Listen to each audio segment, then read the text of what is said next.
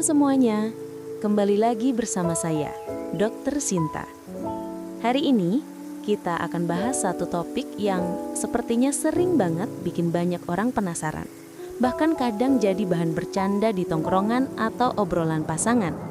Katanya, nggak usah olahraga, yang penting rutin hubungan suami istri, karena sama-sama bikin keringetan. Menarik ya. Tapi sebenarnya bener nggak sih hubungan suami istri bisa menggantikan olahraga? Hari ini kita bahas tuntas dari sisi medis, fisiologis, dan psikologisnya. Kita akan bedah mitos atau faktanya, dan tentu aja saya kasih insight berdasarkan penelitian ilmiah terbaru. Segmen pertama, apa yang terjadi pada tubuh saat berhubungan? Kalau kita lihat dari sisi medis, hubungan suami istri memang melibatkan banyak aktivitas fisik. Ada gerakan, detak jantung meningkat, pernafasan jadi lebih cepat, tekanan darah naik, mirip seperti saat kita sedang berolahraga ringan.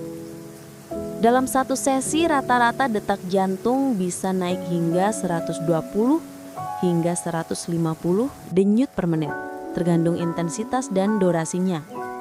Tubuh juga melepaskan hormon dopamin, oksitoksin, dan endorfin yang dikenal sebagai hormon kebahagiaan. Itulah kenapa banyak orang merasa lebih rileks dan bahagia setelahnya. Tapi pertanyaannya, apakah ini cukup kuat untuk dikategorikan sebagai olahraga? Kita simpan dulu jawabannya, karena nanti akan saya bandingkan dengan aktivitas fisik seperti jogging atau bersepeda. Segmen kedua, perbandingan kalori dan aktivitas fisik. Sekarang mari kita bandingkan secara angka. Sebuah penelitian dari New England Journal of Medicine menyebutkan bahwa satu sesi hubungan suami istri rata-rata berlangsung 5 hingga 15 menit dan membakar sekitar 70 hingga 150 kalori. Bandingkan dengan lari 30 menit yang bisa membakar 250 hingga 400 kalori. Atau berenang 30 menit yang bisa membakar lebih dari 300 kalori. Jadi dari segi pembakaran energi, jelas beda jauh ya. Namun, intensitas hubungan suami istri memang bisa bervariasi. Pada beberapa orang, terutama jika dilakukan dengan cukup lama dan aktif, kalori yang terbakar bisa meningkat lebih tinggi. Tapi tetap saja, tidak sebanding dengan olahraga aerobik teratur. Segmen ketiga, manfaat kesehatan non-fisik. Sekarang kita bahas hal menarik, manfaat non-fisiknya.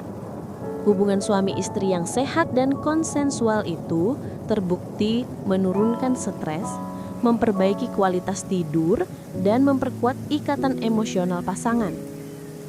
Selain itu, aktivitas ini juga membantu menyeimbangkan hormon kortisol, hormon stres, dan meningkatkan kadar oksitoksin yang disebut juga love hormone. Efeknya mirip seperti setelah olahraga. Mood jadi bagus, pikiran lebih tenang, dan tubuh terasa ringan. Jadi dari sisi psikologis dan hormon, bisa dibilang memang ada kesamaan antara hubungan suami istri dan olahraga. Tapi konteksnya tetap berbeda. Segmen keempat, dampak fisik dan kesehatan jantung. Hubungan suami istri termasuk aktivitas fisik yang baik untuk kesehatan jantung, terutama jika dilakukan secara rutin dan dengan kondisi tubuh sehat.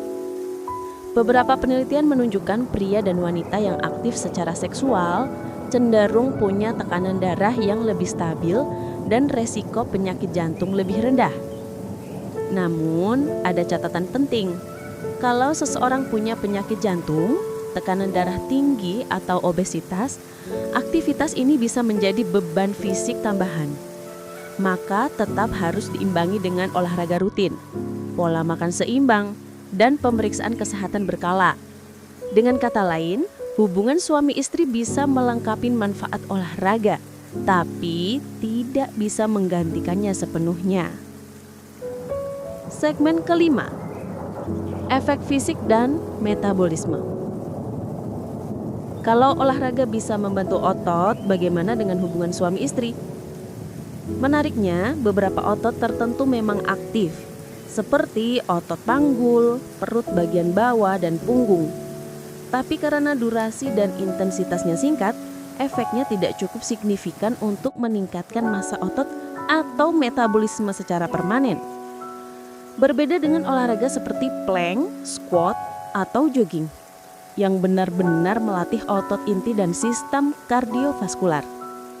Namun hubungan suami istri tetap bisa membantu memperlancar sirkulasi darah dan menstimulasi kerja sistem endokrin. Jadi tetap ada manfaatnya, hanya saja sifatnya tambahan, bukan utama. Segmen ke-6, fakta akhir, mitos atau fakta? Nah, jadi kesimpulannya seperti ini. Hubungan suami istri tidak bisa menggantikan olahraga sepenuhnya. Tapi hubungan yang sehat dan teratur punya efek positif terhadap fisik dan mental. Mirip seperti olahraga ringan. Jadi kalau ingin tubuh sehat dan bugar, tetap lakukan keduanya. Jaga keintiman dengan pasangan dan tetap rutin berolahraga. Karena tubuh kita butuh keseimbangan, fisik, mental, dan emosional. Dan yang paling penting, jangan pernah percaya begitu saja pada info yang belum jelas sumbernya. Kalau dengar klaim aneh seperti nggak usah olahraga, yang penting rajin hubungan, atau seks bisa menguruskan badan, pastikan kamu cari tahu dulu kebenarannya dari sisi medis ya. Saya Dr. Sinta. Terima kasih sudah menemani saya sampai akhir pembahasan ini. Kita akan bahas lagi mitos-mitos kesehatan lainnya di video berikutnya. Karena masih banyak hal menarik yang sering dianggap sepele, tapi ternyata punya dampak besar buat tubuh kita. Sampai jumpa di episode selanjutnya. Tetap jaga kesehatan dan tetap smart and sehat bersama Dr. Sinta. Segmen 8. Hubungan antara seksualitas dan imunitas tubuh. Banyak orang belum tahu bahwa hubungan suami istri yang sehat ternyata juga punya dampak positif terhadap sistem kekebalan tubuh.